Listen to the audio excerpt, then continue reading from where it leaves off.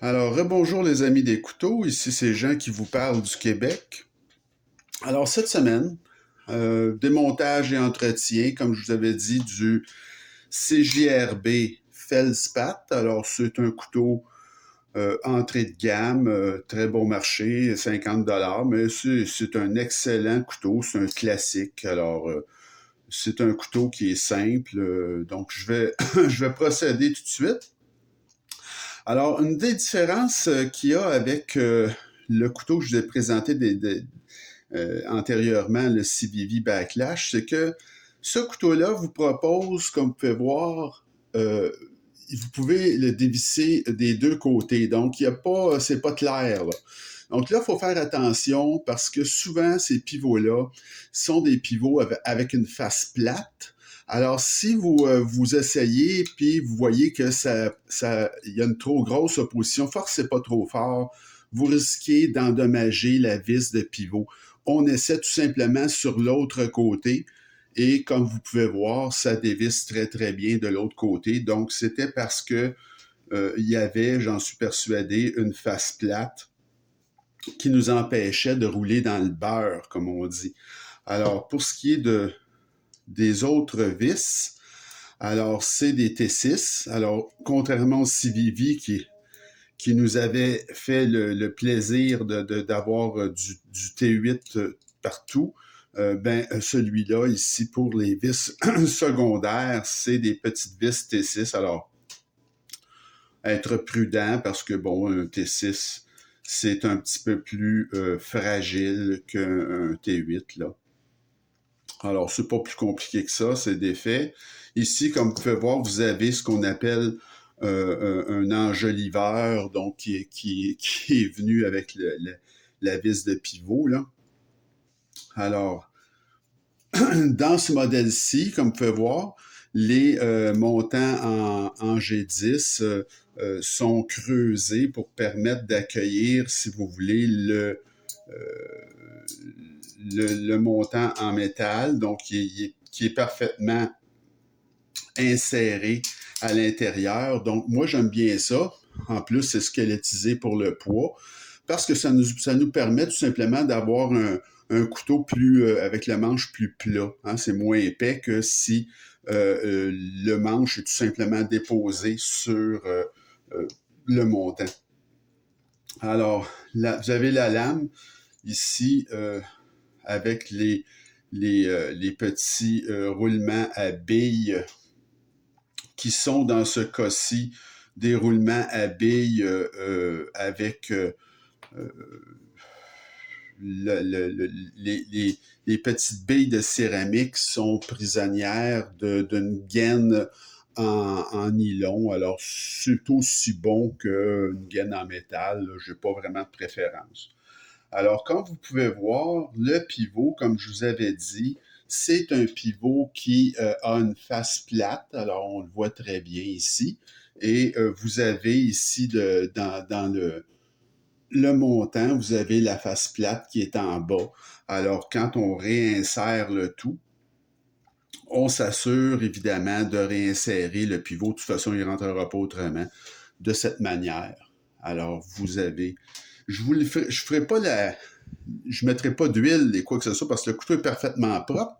Parce qu'imaginez-vous donc que c'est c'est un vidéo, disons, une deuxième vidéo sur ce couteau parce que après avoir fait l'entretien à la première vidéo, je me suis rendu compte que finalement j'étais beaucoup hors champ parce que c'est plus compliqué que ça peut en avoir de l'air avec la caméra et puis bon je suis pas très habitué encore alors après visionnement de la vidéo j'étais pas satisfait parce que j'étais souvent hors champ alors c'est pas intéressant pour vous alors j'ai décidé de reprendre cette vidéo là donc je ne ferai pas là de, de huilage et tout ce que vous voulez parce que je l'ai fait dans la première vidéo déjà. Alors, quand on réinstalle ce truc ici, ce montant, alors avant on s'assure que tout est bien en place avant de réinstaller le manche comme tel. Alors, vous avez ici tout a l'air bien en place. Alors, on peut procéder et réinstaller les vis.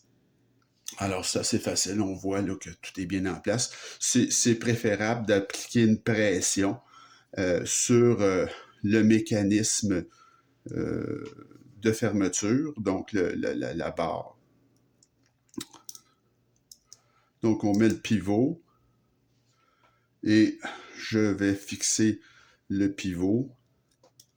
Encore une fois, si vous en faites grand usage, je vous recommande de mettre du Loctite, mais dans mon cas, je m'en sers tellement pas que c'est pas nécessaire pour moi de mettre du Loctite. C'est seulement là, pour ceux qui servent beaucoup qui ouvrent fréquemment le couteau. Alors à ce moment-là, euh, c'est peut-être mieux là, de mettre un peu de Loctite. Alors, les petites vis numéro 6, là, c'est ça qui est le problème. C'est tellement petit. Alors, c'est de les tenir en place qui sont le plus difficiles.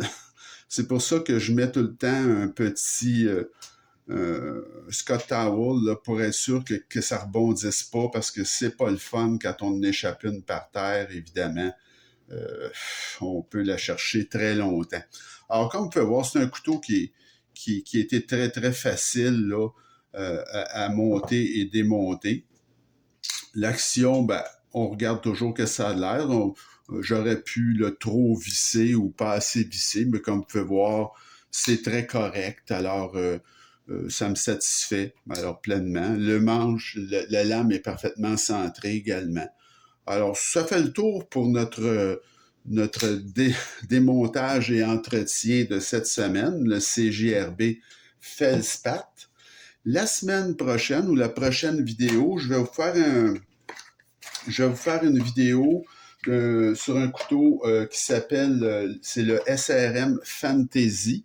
Alors, c'est un couteau, lui, un petit peu plus compliqué, ou bon, compliqué, oui et non, mais c'est un couteau qui est plus dispendieux un peu. Je vous rappelle que ça, c'est 50 $. Le CVV que j'avais fait avant, le Backlash, c'est 70. Celui-là est 130. Donc, c'est un couteau qui est en titane. C'est un couteau également qui est à ouverture frontale, avec un mécanisme de verrouillage de cadre cette fois-ci. Alors, le SRM Fantasy, qui sera notre prochain vidéo de démontage et entretien.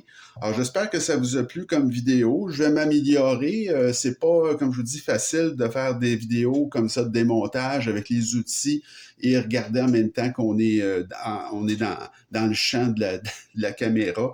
Alors, je vais m'améliorer et puis je vous remercie de suivre mes vidéos et je vous retrouve très bientôt. Je vous souhaite une bonne fin de journée. Salut!